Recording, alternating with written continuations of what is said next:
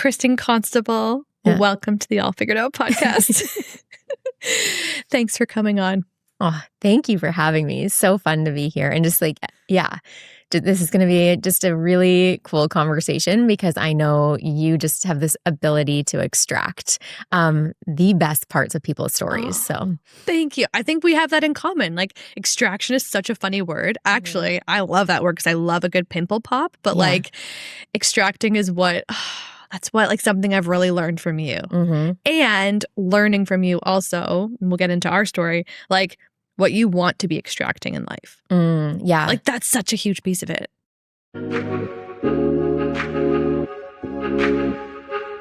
This is All Figured Out. I'm Andrea Barr. I'm a career coach for parents, a mom of two, and I absolutely believe that you can continue to grow personally and professionally while protecting family time.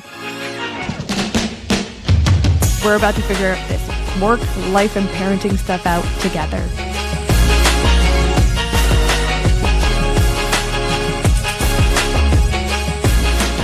Yeah.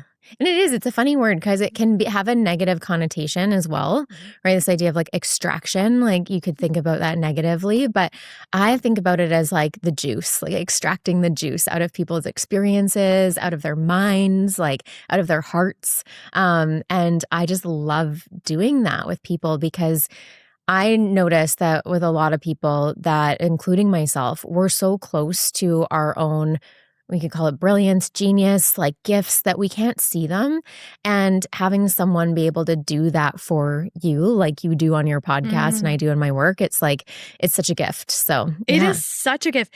And you know, what's just coming to mind now is thinking about where you started, perfect segue, in learning and development. You were like an OG learning and development professional. And in the L&D space, you're often building training programs and such a huge piece of that, in for better or for worse, having been in that world myself, is getting the information from the chefs, from the project managers, from this, that, and the other person, and trying to package up what they know so intimately into, say, something that is a handbook, training manual, whatever. And it's like, how fun I mean, you and I love that, but I know, we're weird. We're weird. Okay, we're going to take it back. Okay. We met. You are such a pivotal part of my story and where I am today and what I'm doing today. And I talk about you all the time on this podcast. And I was just speaking with Jen Wint, whose podcast would have come out hopefully last week. And I don't think we touched on this in the episode, but I was telling her beforehand as like some briefing. I was like, part of my story is just telling people what I wanted out of life. And an example of doing that in my life in a very pivotal time was telling a woman that I worked with in advertising, I really want to do this thing and like learning and development. And like, I think I've heard the word like coaching or whatever. And she's like, oh, look at this website. And I'll never forget. She pulls up KristinConstable.com. No, Winning Academy or Winning Academy for You. Well, at that point, I was probably Winning Defined by You. I've had many iterations. You're like, I've had so many websites. We love websites. And pulls up this website. She's like, look how good this is. Like, she's legit. And I was like, oh my God, look at the blue. Oh my God, look at that like professional photo she has. Didn't know any entrepreneurs myself. Didn't know what coaching was. Didn't know what learning and development was. And I was like, I need to meet this woman. Fast forward, she introduced us. I met you. I met our friend Ashley Trelevin. I started to then just like, it was like this virus within me. Opened up this whole world. I worked with you, worked for you for a year. It was so amazing. I learned so much. And it was the best hire deal I've ever had. You always said that. I was like, I knew nothing. I knew a few things, but like nothing in this space. And fast forward, you were most recently, like 10 years later, you were my coach. You are my coach. And you were the longest sales cycle I've ever had. 10 years. It took so long to buy in. Helped you build the program and then was like, okay, I'm going to dip out for a bit. I love it. So take us back to your journey. So that's where I found you. I found you already as this entrepreneur. But before that, you had this whole unbelievable career, professional journey. Tell us, how did you get to that point where I found you? Yeah. Oh my gosh. Well, Cole's notes, I'll like shorten it up, is that I started off in restaurant operations. So I was going to university I had a double major in psych and business, and I thought I was going to do like organizational development. That was kind of like the path I was heading down. And at the same time, I was working for the Joey Restaurant Group. For those of you that know that restaurant group, I'll plug them forever because they are such a good company. And so they taught me more about entrepreneurship than as much as my entrepreneurial journey. Anyways, so I was working as a bartender, and I was like, you know what, before I go back and do like a master's, why don't I get some like real lived experience? And so I talked to my manager and was like, I want to be a leader here. I want to, manage something. And he said something to me that was so interesting. He was like, you know what? He's like, I don't know if I see you as a leader. He's like, but I'm willing to give you a chance. And so it was in the patio, it was in the summer. And he's like, I'm going to just create this role for you, patio manager. No one had ever been a patio manager before. It's like this like made up thing. And I was like, okay. I'm a bit competitive. So I'm like, okay, I'm going to show you. And I knocked it out of the park that year. Of course you did. Yeah. And I did all these like initiatives. We got a DJ out there. We had like blankets, infused water, like all the things. So my entrepreneurial nature really had an opportunity, the first time probably ever, for it to be like, because they had a mantra around it's your business. And I really took that to heart. And so that was my like taste of entrepreneurship. I moved through that organization, did all of the different ops roles, which taught me so much about business, ran like big teams, big budgets, like, food and bev budgets. And then I had the opportunity to go into head office, like kind of another like serendipitous thing. There was a mat leave that opened up and they're like, do you want to come and do this mat leave for people and culture? So I was like, sure, because it kind of was more aligned with the OD background that I was kind of looking at.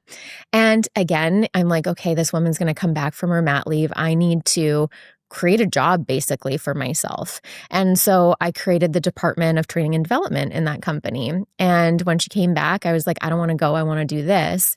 And that just opened up this whole world for me where that's where I got introduced to coaching. I got certified as a leadership coach through that organization and then trained all of the leaders and managers in that organization in coaching and coaching culture and all of those things. Developed like these programs that you were talking about at the beginning of the episode, went around North America, training all of the new store openings. So the reason I share all of that is like that whole thing, now that I look back on it, none of it was like, it was all a prelude to what I'm doing now. And then 10 years ago, decided to start my own thing. And that was the Winning Defined by You. That's where it started. Trademark. No one could remember. That was a very bad name, but it's okay. And it evolved. And so now it's evolved into my company, which is called Soulful CEO. And over the years, like I think a lot of people do, you get more clear on your unique zone of genius and what that is. And so, now I really am focused on helping people extract their IP, their experience, and turn these into scalable, ownable bodies of work that they become known for. And you're so good at it. It's insane. At that moment where the woman is coming back from mat leave and you're like, oh, I can like make my own department, not even just role, department. Mm-hmm. How did you have the gumption, or like what was it within you that gave you the courage to be like, I can build this, I can make this, I can just ask for this? Mm-hmm. There's something about being like young and just like kind of like there was, I didn't even think about it any other way. It was like, I just had this confidence that I'm like, I want to be here. There's an opportunity here. Like I saw the gap because at that point, training and development was all in ops. So they didn't have anyone in head office, but I had come from ops and I knew the gaps of like not having anything centralized and all the stores doing different things. So I saw the gap, and then I was very lucky that I had a boss who, he was kind of like planting that pathway all along. If I were to like think back on it, is like he created the opportunities and it was for me to step into them. And I still feel that way, like with like a lot of the things that have come my way have not just like fallen on my lap. And I think this is for everybody. Yeah. It's like there's doors open and you have to walk through them and you have to claim it. And so I think that was just a really it was not super contrived. It was just something that I wanted, and it served me so well that now it's become this thing where it's like, yeah, if an opportunity comes across my plate, I'm like, and it feels aligned, I'm like, even if I'm not totally ready, I'm going to say yes to it because I know that that will open up stuff in the future. And you know you can figure it out. Exactly. Yeah. You're so good at that. Tell me, what's an opportunity or like something that you've done? You talked about just like being like, having your zone of genius. What's something that has been completely out of your zone of genius that you've tackled or done in your career that did not go well? Yeah. Or that like you were like, oh my God, that was not fun. Yeah. I'm trying to think about, there's so much in terms of even just like all the different brand iterations, and like it hasn't been a like home run straight shoot. Like there's been Winning Defined by You, Winning Academy, then my personal brand, Kristin Constable, and then now Soulful CEO. So if I were to get like really specific about things, there's like like my YouTube channel, for example, is a good example of it, is like I started that and being like, I could do that. That's so easy, right? It's like I'm okay talking on camera and stuff. The amount of work that goes into any of these types of things, from your podcast, is like insane. It's insane. So the fact that you can learn everything. I was saying this to someone the other day. It's like it's my Achilles heel. I'll go on a side tangent here for a second. Yeah. We just bought a home. And so with ChatGPT, I feel like I can do everything, like everything, because I have this like partner with me. So I'm outside the other day draining our hot tub, bleeding the lines because there's apparently air pockets in them. Which you only knew because of ChatGPT. What is bleeding even the lines? Bleeding the lines. Never heard that. I guess the air gets stuck in them and it won't go through the jet. So you have to figure out how to, anyways, it's insane, right? So I'm on my knees outside. It's getting dark because it's taking me so long to do this. And I'm like learning to bleed the lines. And so this is my point, bringing it back, is like, just because you can do everything doesn't mean that you should. So that's been like a big learning for me along the way. YouTube channel being one of them, like, content or even offers, like launching things and then them being absolute flops. It's like, just because you can do everything, you shouldn't do everything. Yeah. But one thing about you that I know, given that we've been colleagues and friends for so long, is that you're like, whatever, I'm going to get back on the horse. Mm-hmm. And I think that is like one of your greatest pieces of like inspiration, apart from like the work you do and the support you have, is your ability to just like not ruminate on it. And there's so much stuff that happens behind the scenes, I'm sure, that flops that no one would know. I would never know that you've ever had a flopped offer, because you're not like going on Instagram stories and be like, okay, let me tell you about this flopped offer. Some people just like almost share. It's good to be vulnerable, but maybe they share too much and they're like, they feel embarrassed. And so they feel like they need to try to rectify it. Yeah. There's a time and a place for that. But like, you're confident and you're like, okay, move on. Try the next offer. See it as a learning That's how, because I don't really see them as like flops. Like, it didn't work, but it's like, I got to learn something from it. Yeah. Got to learn what people liked, what they didn't like. Yes. And so that's kind of my orientation towards it, why I'm not like, oh my God, like this didn't work out. It's like, okay, let's pivot. It's probably just because I didn't talk about it right, or, didn't promote it right, or it's not something people want. And that's okay too. Yes, totally. Now, if people haven't gotten the sense from you, in the couple minutes we've been chatting, you are incredibly driven. You self-proclaimed are competitive. You were a competitive swimmer back in the day. You work really, really hard. Now, how has the notion of becoming a mother or parenthood as this, I could go on and ask this question in all the different ways, but how has that journey looked for you? Yeah. Well, that journey, so work has kind of always been this steadiness in my life. And it's always been like this progression. And I've loved it for the sense that it's something that I can 100% control. And I'm just going to be honest about that. It's like, it's a really nice thing because I'm like, okay, I'm in control. I can work hard. If I want something, I know how to work it, and I can do that. On the other side of things, like love, relationships, parenthood, there's not as much control because there's another person involved. So my relationship life has been kind of sorted. Like by 36, I had 2 divorces. And my first marriage, I got married at 21, really young. I was divorced by 23. I was like, okay, that's like a blip on the radar, like mistake. Let's chalk it up for what it was. It was a mistake. And I felt like I had so much more time, right? And ahead of me in what terms of parenthood and all that kind of stuff. Fast forward to like 30, how old was I? 32, 33, got married again. And at this point, it was like kind of just non-spoken that, I'd have kids and a family and all of that. And that was like tracking in that direction.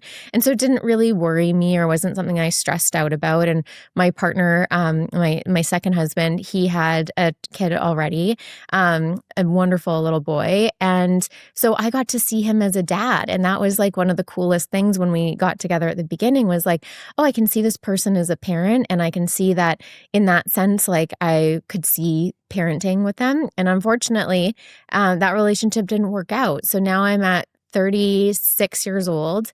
And this was spring of 2020 after like a year of kind of like the relationship falling apart. But spring of 2020, it was like done. If we remember back to spring of 2020, it was like a weird time. Obviously, it's now COVID. And I'm like, okay, this is interesting because we don't know how long this is going to go on for. We're all at home by ourselves. Like, I'm not going to meet anybody. Like, I'm just going to be like alone for a long time. And now the idea of becoming a parent, being a mom specifically, started to like really worry me in a lot of ways because I was like, oh no. I'm like, I might have run out of time here. And I know it's such a bullshit, to be honest. And it's one of these conversations that really like, I want to talk about more because I think that there's this idea for women that it's like there's this timeline. And of course there is to a certain degree. But there's also, it's not so finite and it puts so much pressure on, I can just speak for myself. It put so much pressure on me. And I was like, oh my gosh, like, what am I going to do? And so my current partner, my partner now, Ryan, he is amazing. And we had known each other before. And so this totally different conversations. I won't get into that whole thing, but we met and it was just like, perfect. And it was just like easy. And it was like, okay, this can like, it went quite quickly because we had this foundation to build from. But in our first, I would say, year of our relationship, I put so much pressure on the relationship around this like family piece that I almost ruined it because he's just like, I can't give you an answer right now. He's like, I don't know. And so he's like, if he wants to have kids. So he's like, if you need that from me, I can't give that to you. And I don't want to just say yes and like say it because it's what you want to hear, which I actually really appreciate about him is like, he's like a no bullshit person. So he's not going to say that. So anyways, so now I'm like in this place where the first time ever I've felt like totally out of control of like a goal that I want with no like means to get there.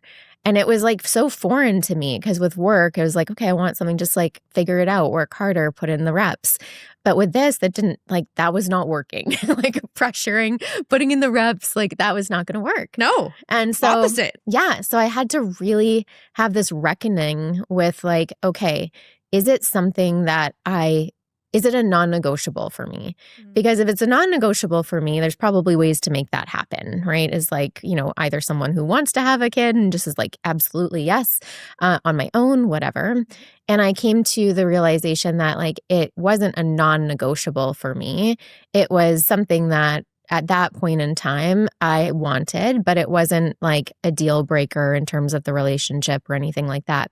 So then what I decided to do was like, okay, because of the control freak in me, I was like, couldn't let it go. I was like, well, what can I do? And so I decided to freeze my eggs. And so this was I was about 37. The crazy thing about this whole thing is I go to freeze my eggs at 37 and they're like, basically, you waited too long is like the general message I get from people. And I'm like, really? Like, why didn't anyone say anything? Like, why? Okay, this is another sidebar. This is a PSA though. No, yes. This is the place for this. Yes, because it's like, I feel like and maybe this is starting to happen more, and I don't know, but I did not know that at like around 30 to 33, you should probably think about this if you want options. Like that's like the most apparently like ideal time to freeze your eggs if you're going to, well, anytime before that essentially, but 33 is like the latest. What 27-year-old is doing that though? Not thinking about that. It's not even in your awareness. And no one's like, you go to your doctor, you go to your family doctors, like, why not that be part of the conversation? It's like, hey, if you're thinking about this, like, have you thought about this? These are the pros, the cons, whatever. But anyways, that's a side tangent, but it's just like one of these things. Because like, okay, so now I'm like, okay, I can do this thing. I can freeze my eggs. Yes. It's almost like I thought it was going to be like a insurance policy. Yes. I go to do it. They're like, basically like, you're a bit too old, but you can do it. So I'm like, okay. So I'm like, I'm going to do it. I am an entrepreneur, so I pay for it myself because it's like, I don't have like insurance or anything like that. And I end up freezing the eggs and we do one round of it and we get 4 eggs that are like viable, good to freeze, all of that. 4 is not very many. Okay, I actually have no reference. Yeah, but the IVF moms would, but I don't. Okay, not many. Not many. Like I can't remember now off the top of my head statistically what that all works out to be, but I was like, they're like, do you want to do another round? And I'm like, no. I'm like, because although it's statistically not enough, like a lot, it also is like you only need 1. So it's there's 2 ways that you can hold all of that. Yes. So froze the 4 little eggs, and I actually got this tattoo. I don't know, if you're listening, you won't be able to see it, but it's like sacred geometry with 4 little dots in the middle. I didn't know. Yeah. And so those 4 little dots, it makes me a little emotional. Represent those little eggs. That is so freaking cool. What do those eggs represent to you? Choice. Yeah, I think that's it. Is like just choice. And I think it was about like, how can you be the author of your own story is like kind of like how I think that was like the coaching I kind of gave myself is like, how can I be the author of my own story? How can I do everything that I can do on my end, knowing that like, whether that's enough eggs is out of my control, whether we even want, and this is like now years later, because I was like when I was 37, I was going through all that. I'm 42 now. My stance on it has kind of shifted. Like I'm a bit looser around the whole thing. But it was like, I feel like I did everything that I could do to be in choice around giving myself my future self the options. Yeah. Oh my God, my whole body is like, I was going to say convulsing. No, shivers. That's so freaking beautiful. Like that notion of just like, I took the steps and not in a like, I know we like joke, you're like, oh, the control freak in me, but that's also just like, it's your fucking life. Like give yourself the best. It's like if you did have kids, you want your kids to have the best opportunities. You want to put their best foot forward. You're giving yourself like the opportunities, the choice, like you're saying. Yeah. How like what a great like euphemism, or I don't know, what a great lesson for just life in general, especially as a woman, especially how privileged we are where we live, you know, in this day and age, etc. But thank you for sharing that. That's so freaking cool. And that's so you. Like it's so on brand for you to be like, okay, interesting. Like I'm faced with an opportunity. I'm faced with a challenge. What am I going to do about it? You're not the friend who's going to keep beating the dead horse, bringing, oh, should I not? Like every, monthly dinner with your girlfriends, you're not the type to ruminate and continue to complain. Let's just call a spade a spade. You're like, no, I'm going to like make a little opportunity for myself in a petri dish. Or I don't know how they're stored. A little. Yeah. I'm not sure either, actually. I just pay for it year after year, the storage fees that they tell me. And I'm like, okay, I'm not ready to do anything with them yet. But what I will say is that the interesting thing about it all was the shift for me after I did that. even though I know that it's like not a full-on insurance policy, it freed up so much energy. And the relationship between Ryan and I it released all the tension there. And it wasn't about changing him. It wasn't about him changing the conversation, nothing. It was just like, I cleaned up my side of the street kind of thing. And I'm like, I feel complete with that now. And it's great. And it's like, now we have regular conversations. We come back to the conversation regularly and just kind of like check in on it and see like how we're feeling, like what's there.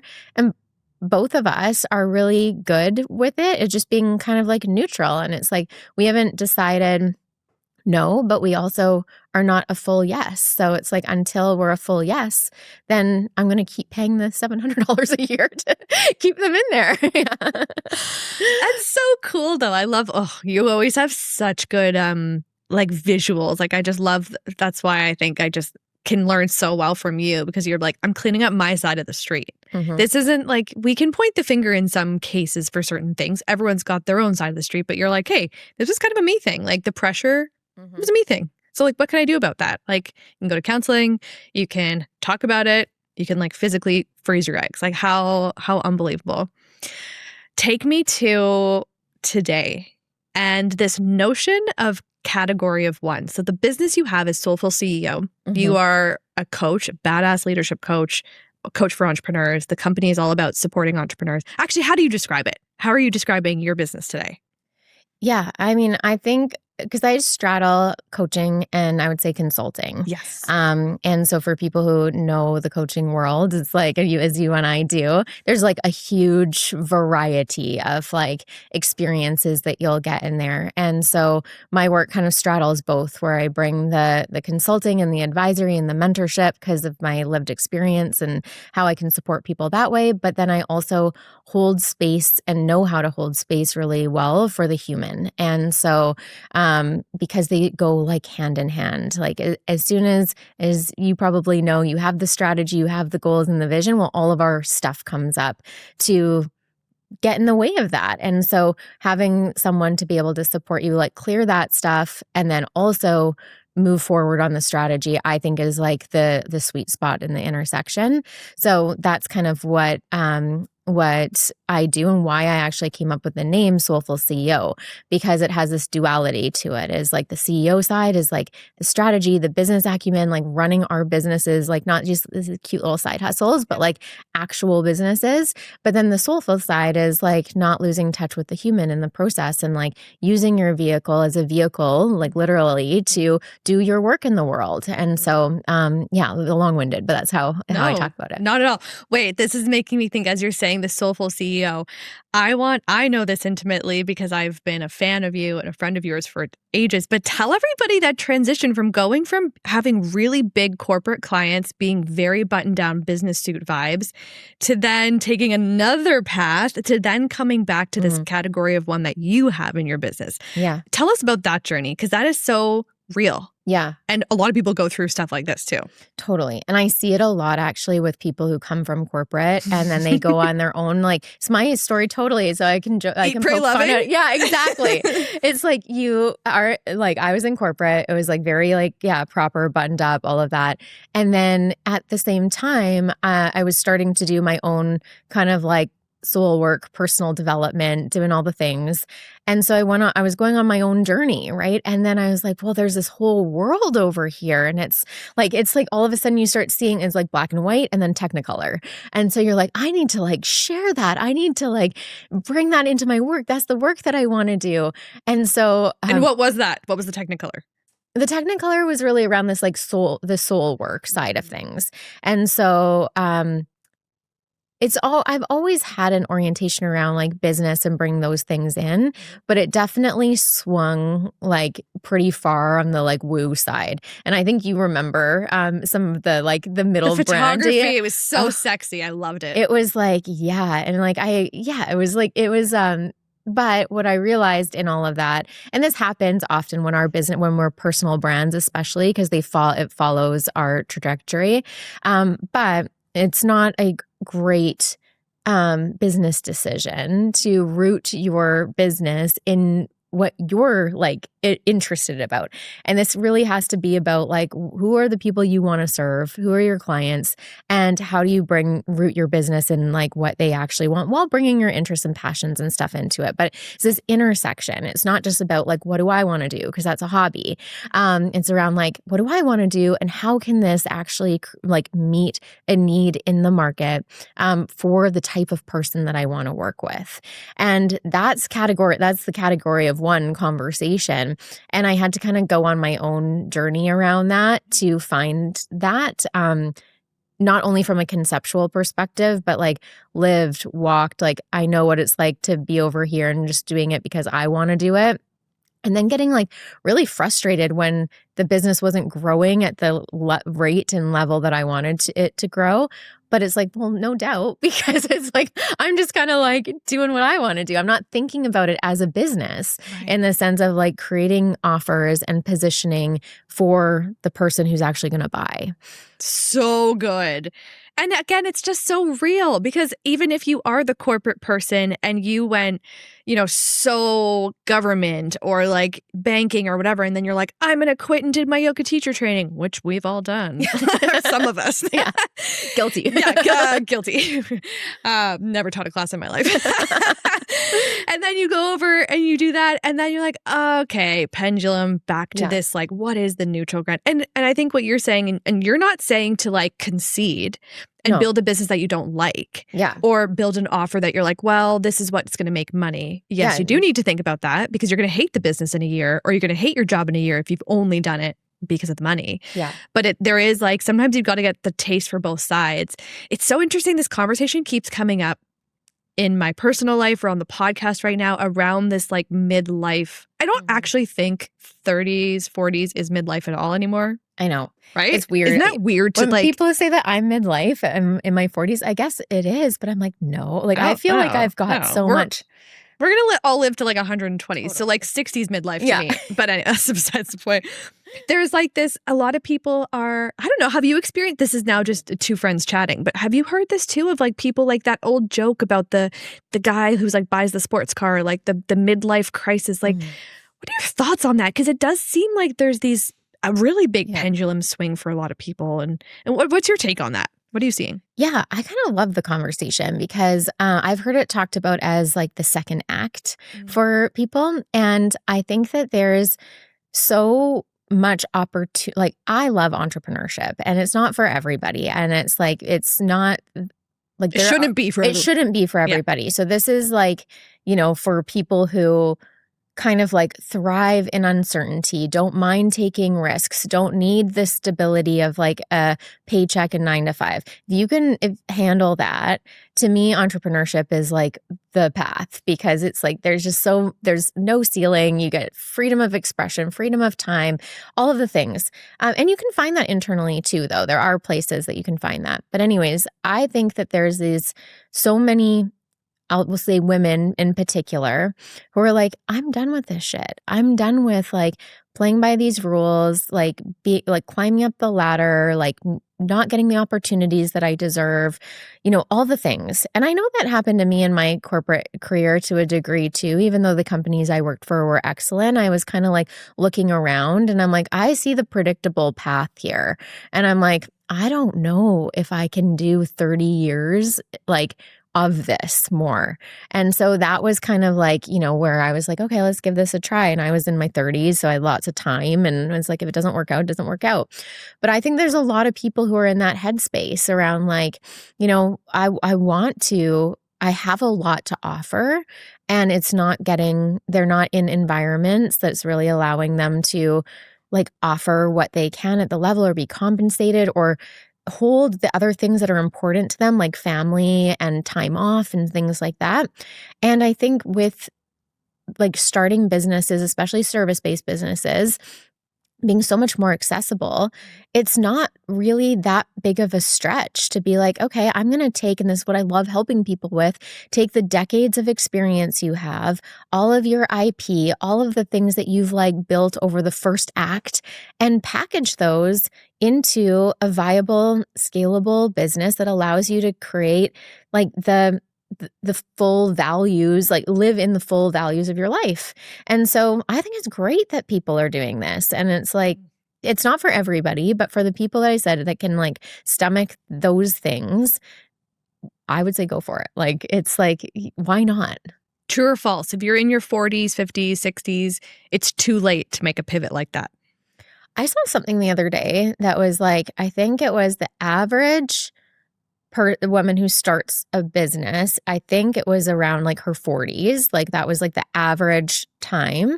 And I actually think that it's such a cool, I have this colleague that works with midlife women, but they tend to be a bit older. It's like, and I think it's like the coolest retirement plan almost.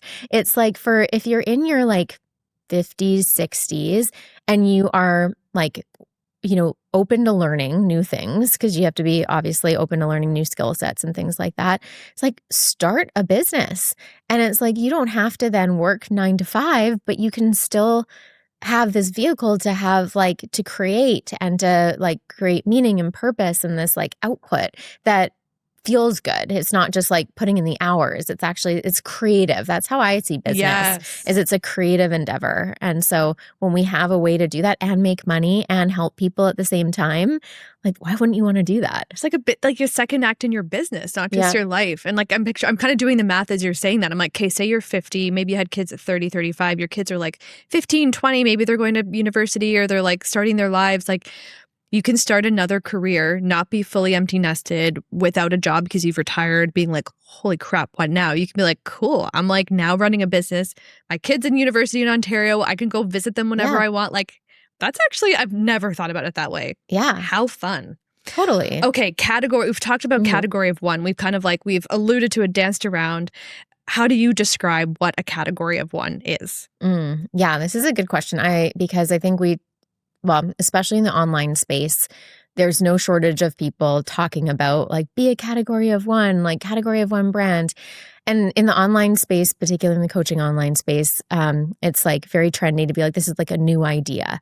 But it's not. It's like, if it goes back to many of your listeners probably know blue ocean theory. Okay. So it's like blue ocean, red ocean. So I can't remember the author of the book, but this is a kind of a very common economics book, essentially, around blue ocean theory, red ocean theory. And so this is the underlying of this idea of category of one. So in a red ocean, that's where there's competition. So if we just think about like the marketplace in general, this is where there's like commoditized goods. So it's things like, I don't know, like toothpaste, for example. Like you go, I mean, maybe you have a favorite brand, but you go into the grocery store, you look at toothpaste. If you're anything like me, you look at the one that's on sale, and as long as it's not some weird random one, you like, if it's Crest, Colgate, whatever, you're just like Sensodyne, you just get the one that's on sale. So it's a productized good that competes on price and accessibility. That's red ocean.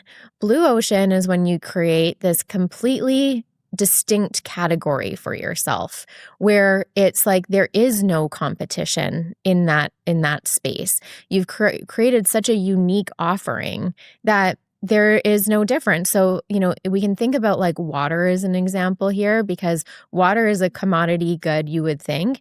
But then there's things like, say, Voss, right? Or like that, what is that other one that they in the Fiji. can? Oh, no. Yeah, well, the Fiji is one, and then there's like, what is it? It's like Death or something like that. They've created, it's like a very skatery brand, but it's like these kind of waters, they have a category of their own, right? They're like, you buy that because you want to be associated with that brand.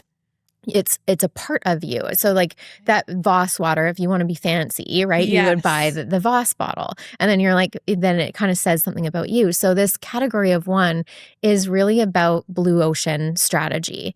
And it's about how do you create a blue ocean for you so you are the person and the brand that people think about when they think about your thing. So if they think about podcasting, for example. I'll figure it out. Yes. It's like that is your category of one, and you're like the best at it. And you create these amazing experiences. When people come onto your show, they know what to expect. It's like people want to refer people to a podcaster. It's like, listen to this show. And so it's like carving these spaces out for ourselves. That's the perfect intersection of our skills, our gifts, our experience, that nobody else can do quite like us. And every single one of us has a category of one. And I love helping people really see and find that, because it's like it can be hard for us to see that for ourselves, but it's like everyone has it. And when you're willing to own that, life becomes so easy. Business becomes so easy because you're not looking like other people can be doing podcasts and you're like, I don't care. It's like, awesome. That's great. Let's talk about best practices versus being like, oh, like I'm in competition with them, or they're getting the guests that I want, because it just doesn't work like that when you're in a blue ocean. That's so cool. Wow. What an excellent way of describing that. I feel like we all just got a little MBA in this. Like, okay. So the person who wants to, I'm hearing the like cheap of the person who you and I both coached, who is like, okay, but I'm just a mom. I have 3 kids. I have no time. I'm just an accountant. That's all I'm good at. And oh my God, the job market. This is what we're hearing right now, right? So we'll take this out of the business context for a second and just talk to like this is a concept that is highly relevant to those who are employed by somebody else too. Totally. Okay, what are we saying to that person? Like, where do they even start? Yeah. Well, what's interesting is like with the category of one stuff is that most of the time where I start with people with that is actually like an actual exercise I do with people is timelining their life. So it's not anything to do, well, I mean, work stuff can come up on there, but it's actually timelining your life from the like most pivotal, early, like formative experience to where you are now. And what usually comes up for people is nothing to do with like their career or anything like that. It's like, oh, like, my parents got divorced when I was 8 and we moved 15 times. And I, had to learn how to make friends, to fit in, to, create myself over and over again. That's a very interesting aspect of category of one that has nothing to do with like your role or the accountant or anything. And when you can tune into and tap into and leverage these things that are just naturally a gift for you, because a lot of the times it's come from like survival, like having to survive and thrive and all of the things, then you can start to see what you bring outside of the role, the experience, all of that. And that's when you have more confidence to go after things that you may have like on paper, you have no business going after. Totally. But it's like, you know what? I'm not qualified on these things, but this is why I would hit this out of the park. And that's why I'm going to apply for it anyways. Or I'm going to have the conversation with my boss to take on that job instead of, staying in this job that I don't really like and all of those things. Yeah. Oh, what's that Malcolm Gladwell book that's on this topic too? There's like it's like a book about being like making yourself indispensable or like, and I also see it as like the person who wants to reduce their workload and be like, I only want to work 4 days a week. Well, first do a little bit of work to make yourself indispensable. Yeah. Like be that person who's the go-to, like don't overwork yourself or like reduce your boundaries, but like find that area where you're like, oh, I see the opportunity. Oh, I see like this is exactly where there's work needed. Yeah. I can fill that gap and then I have the leverage. And it's not being tricky, but it's just like, it's business. Totally.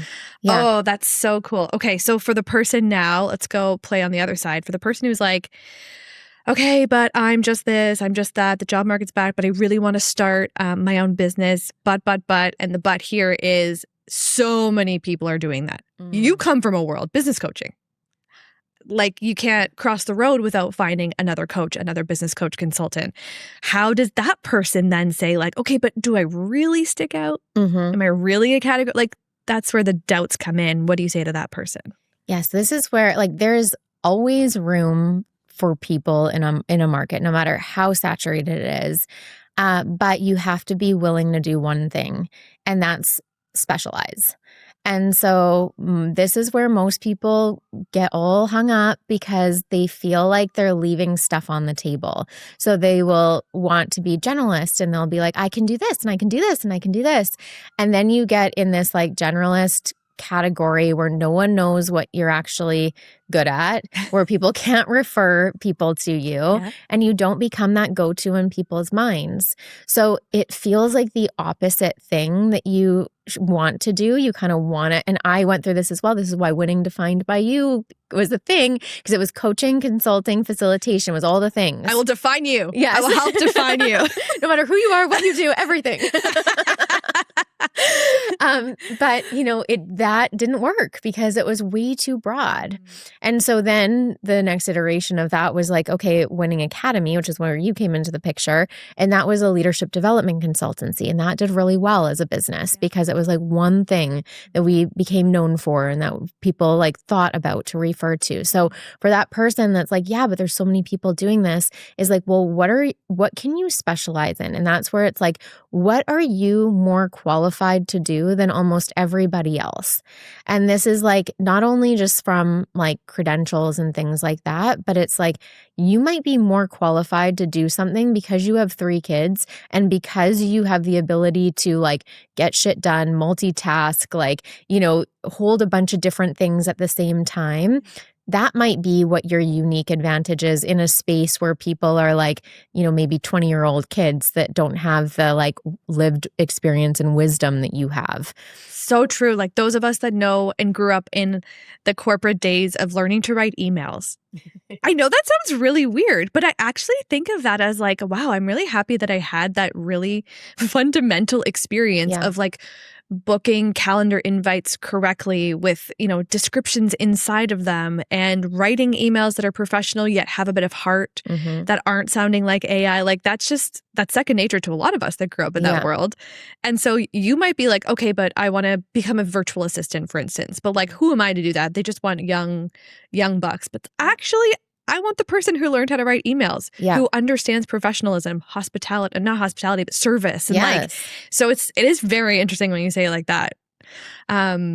Category of one. Oh my gosh. It's so, I don't know. I have so many questions on it. How do you feel about it? Because I'm curious, because it's one of these things, it's the same thing. So you were part of a program called Legacy Builders. Yes. And this idea of category of one and legacy is very polarizing, I find. So people either are like, oh yeah, I want that. Like, and I know for you, there's like something in legacy that you're like, yeah, that's attractive to me. Yeah. But specifically around category of one and being a category of one and owning that when it comes to, say, this podcast, how do you feel about that? Okay, initially, as soon as I've said so many different thoughts and feelings around it because I love the word legacy because that's stability.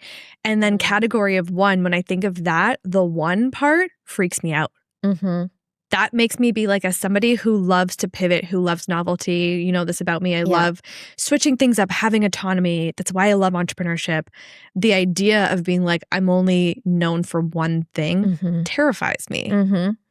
And what I get from your story and like hearing it back, all these years later, is that the category of what, it's not one for the rest of your life. It's the one today. Yes. Because I am going to have more lived experience. My kids are 3 and 5 right now. I don't have preteen kids. I haven't gone through menopause. Like there's still things that I will be going through that will add to my category of one toolkit. Yeah. And what I kind of also get from your story was that like there's been pivots, like for instance, Winning Academy, you said was a successful business. That was a category of one.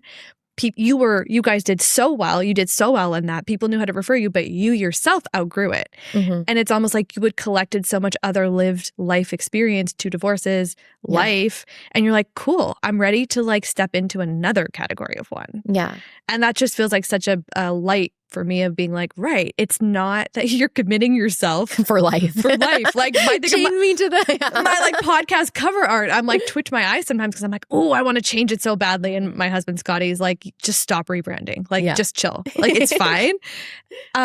Because I get so scared. Like, oh my God, is this it for life? No decision is for life. And to your point, like every positive and negative experience, every flop or whatever you want to call it, opportunity, learning, growing edge, it all just adds to it, which is great. Yeah. Like that's such a thing. Like I bring up my husband's health story all the freaking time.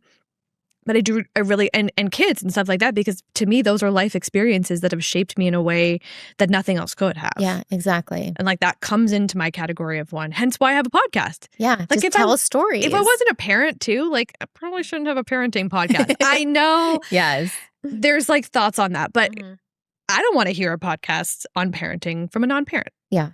Like who's hosting it? They don't know the questions to ask.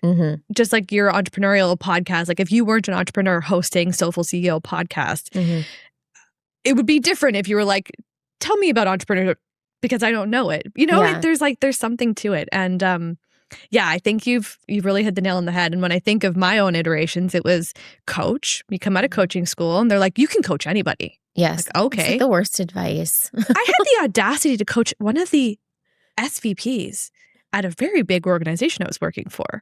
And I was great. You know, I did well. We had a wonderful relationship. But I remember coming out of that being like, I don't think I was the one for him. I wasn't the one, and it wasn't like the client for me either. Yeah. And then I was like, you know what? I love career stories. Like I'm obsessed with people's career stories. I think they're so fun. I'm going to be a career coach. And still people didn't know how to refer me. And then I had kids. And then I was like, who's helping the parents with all this? This is wild. Yeah. And then boom, people are like, I know exactly what you do. You're a perfect example of that around like the how to get down to it. And it doesn't have to be so restrictive. No. It's not like between these ages and like I think some people get so hung up in the hard demographics of the thing. And it's like, no, it's like you help parents. Yes. It's like through career stuff and life stuff. And that's niched enough, you know, like that's category of one enough. Yes. Where do you see your category of one evolving to? Oh, that's such a good question. I feel like I'm so in it right now that I don't see it, like, I don't know where it would go from here necessarily. You're at the top. Yeah, no, I'm not at the top. It's just that I'm like so in this like space right now of like, I love the work that I'm doing. I love the kinds of women that I get to work with specifically. And I could see, I guess, like one of the things that I could see is bringing in a bit more of the corporate stuff again, and helping companies take their IP and scale it across their organizations. Maybe that's something I've been playing with. The other, and I always share this because I feel like if I share it enough, it's going to happen.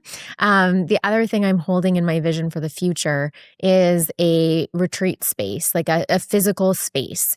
And so I have this vision for having a space where, because I find, and I don't know if you find this, but it's like in that space, there's either like super woo, where it's like yoga, you know, all that stuff, which I love, but it's different. And then there's the like very corporate. Yes. And again, there's nothing in between. No. And so it's like this idea of this like, soulful CEO of having this like beautiful space that feels very like spacious and cleansing and all of that, but also have it be functional for not just like breath work and yoga and things like that. So that's in my vision for the future. When that happens, I don't know. But those are a few things that I'm holding right now. I love that. I can see it. And there's a comfortability around it. Like, it's like just telling like the whole corporate group to come and like take off your clothes and do some sort of like bath together. It's like, that just like probably isn't going to happen. Like, what's the middle ground? Like, how can you give them that like luxurious experience? How can you give them that like grounding experience while still making them feel comfortable? Yeah. And while still being productive. And I love, that's something I think that we just are so aligned on, is like the duality of life. And I think that's a feminine energy. It's like we are so capable and willing to be like, yes, like you're so friggin' smart when it comes to business. And I could be like, so tell me what crystals you've got today. Totally. You gave me my first crystals, actually. I know. I was so excited when I gave you your first crystal. I've never actually like grown the collection. Yeah. I still just have, I think you gave me, oh no, I think I bought one little one. It's just, I have 3 little crystals. 2 of them you gave me. Yeah. One is a citrine, one is gray. I don't know. Yeah. I think it takes out the negative energy. But like that, I love that. I love people like you. And I love this, love the retreat space for you. And if anyone's listening and has got something for Kristin in this world, who knows? Well, that's why I just keeps talking about it, because that's been my experience in life, is like you talk about it enough. It's like kind of like your story that you kicked off with. And then people start to hear it and think about you, and Yes. opportunities come. And so I'm not attached to when it happens. I know it will at some point. Yep. And yeah, I'm excited to see where it goes. Okay, this might be a repeat question, but I always ask everyone, what are you still trying to figure out? As it comes to, I'm just going to ask that in a general sense, not even category of one. In life, what are you still trying to figure out? I'm a big believer that we all kind of have, you can call them like lessons that we're like here to learn. And my big lesson, I'm convinced, is because it keeps coming back. Keeps coming back, is this idea of how to blend joy and work. So one of the things that, I like you brought up and I brought up is like, I'm not averse to hard work. Is like, I actually enjoy it. I love building but at the same time, how do I do that and blend like joy and life at the same time? And it's been a big thing for me in the last 3 months specifically, because we just made a move over to the Sunshine Coast, bought a house over there. And it's been the most interesting experience. I just did a podcast episode on my podcast yesterday about it, because I went dark on my podcast for 3 months. I moved over there. I didn't have the intention of doing that. And I was like setting up my podcast studio. It just wasn't coming along fast enough. I'm like, oh, next month I'll launch. Next month I'll launch. Next month I'll launch. But I was in this the only way I can describe it is almost like the dog days of summer. Like, those like late August days here in Vancouver anyways. And it's like the best time of year. And it's so the days are long, it's hot, you're at the beach, but you kind of have this feeling like, oh, it's going to end. Like, I don't know if you've ever experienced that, but you're like, oh, it's coming to an end. Yes. And I've experienced that the last 3 months being over there, because I've given myself some space and permission to like ease up on output and how much I'm working and what I'm like. I haven't had any goals for the quarter one, which is very odd for me in my business, but I'm just like, I'm just going to do what's on what's here. And I've been having this feeling of like, oh, but it's going to end. And I've been working with my support team on this and then being like, well, why? Why does it have to end? Why can't I integrate this in a bigger and better way? So it's like, that is life, rather than it being work and life. And so that's what I haven't figured out yet. And I don't know if I ever will fully, because I think that that's probably well, hopefully I will, but it's an ongoing process for me. And how interesting if you're able to share that you've landed a massive, really fun client that you're excited about in this time. It's super interesting. And so that was such a, again, lessons and like just a little nudge from the universe or whoever, that it's like, yeah, you actually don't have to be like working really hard to create these kinds of opportunities. And so, yeah, in this time, this more like not so productive time, I landed this really amazing contract for a year with a client I'm so excited to work with. She's doing some incredible work in the world. And it's so good on so many levels. Oof, because you are and have built your category of one. Yeah. Oh my goodness. Okay, Kristin, people are going to be quitting their jobs left, right, and center, being like, okay, you're hired. How can anybody work with you? What have you got coming up? Yeah, there's lots of different ways, or a few different ways. I shouldn't say lots of different ways, a few different ways. But one offer I've been really leaning into over the last few months has been this intensive. So it's called the Codify Your Brilliance Intensive. And this is, again, kind of a side note, but with AI, there's so much cool stuff that we can do as people who have intellectual property that we can codify.